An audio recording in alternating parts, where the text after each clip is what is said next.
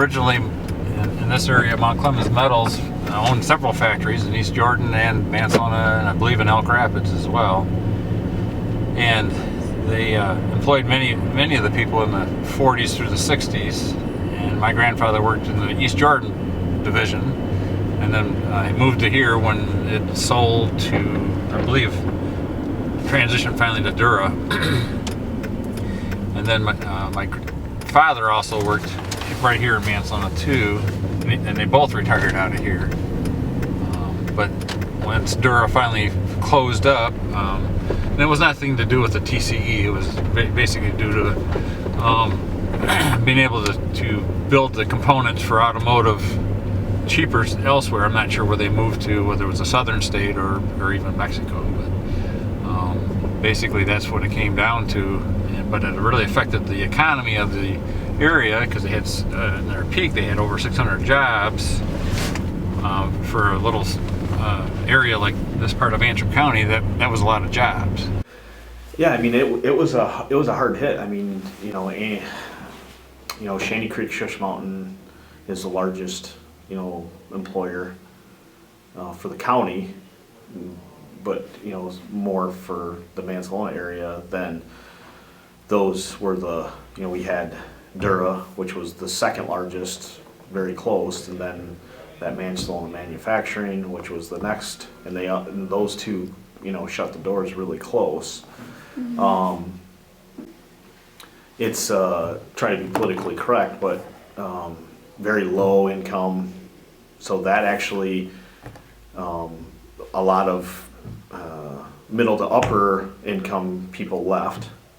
The lower income did not leave. So it affected more than that middle to upper, and how it affected the town was they left. So the people that did spend money more, or maybe on, for what I do every day, construction, on fixing up their houses or fixing up their lawn. Or it's affected seriously. In fact, we knew a lawyer in town who worked for the factory that closed down. He has gone bankrupt. It has been a kind of a trickle-down effect. It's been terrible. And really the town is, we call it Manceltucky. It's really a rough town anyway. I think it's really bringing down the value of anything good.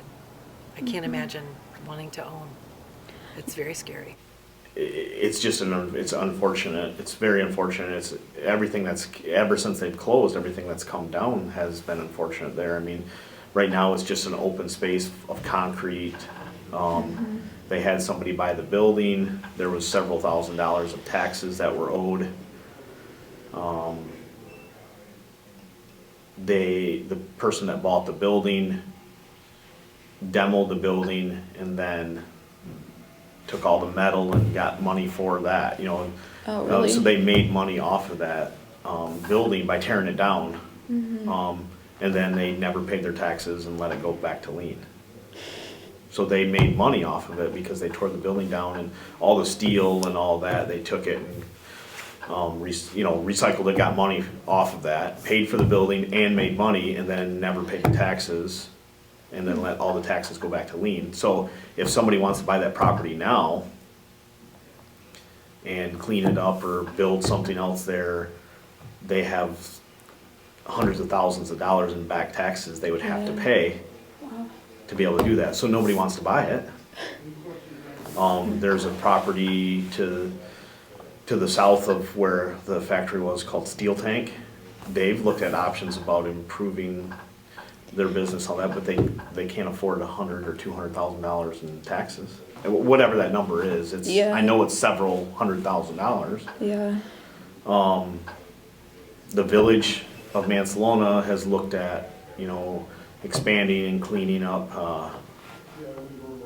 like there's ball fields right there, little league ball fields, doing stuff like that. But again, huge expense in just paying up taxes before you can even do anything. Yeah.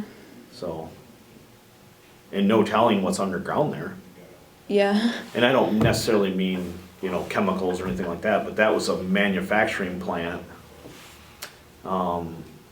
with large presses and large machines for those to operate correctly, there could be 15, 20 feet of concrete below ground. So can't imagine having to clean that up, Yeah. the costs of today. Again, I was a fill-in for a couple years at the Mancelona Village Board, council member.